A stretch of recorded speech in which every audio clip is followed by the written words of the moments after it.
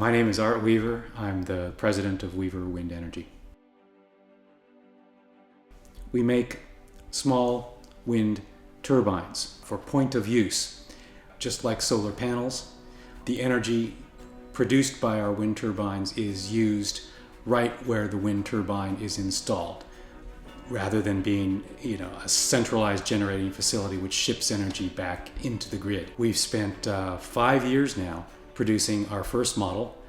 We call it the Weaver 5 or the W5, a 5,000 watt machine. We spent 5 years producing, debugging, getting ready for the market, certifying, and now we're beginning to market that machine, not just locally, but to a global market.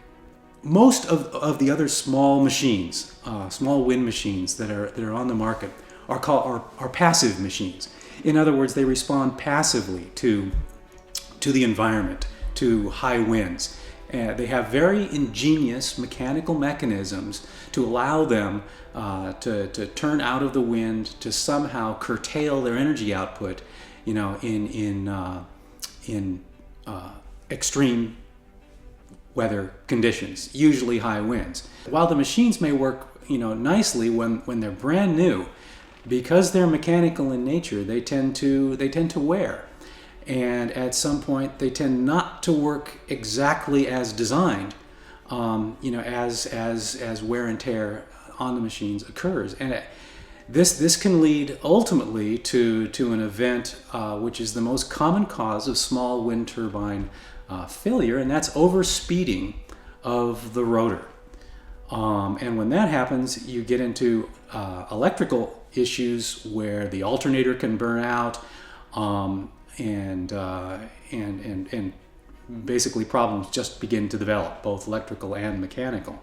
We decided to take control of that tail with a small motor. It's actually a linear actuator inside the nacelle, the cover of the machine.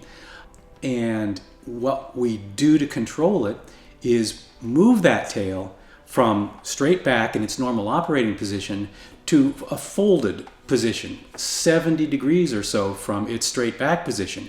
And what happens when that motion occurs is that the pressure of the wind on the tail vane, the large metal piece at the end of the tail, the pressure of the wind on that vane turns not only the vane and the tail, but the entire rotor with it, so that it becomes more or less parallel with the wind, which destroys the aerodynamic lift of the rotor, slowing it down dramatically when excessively high winds occur.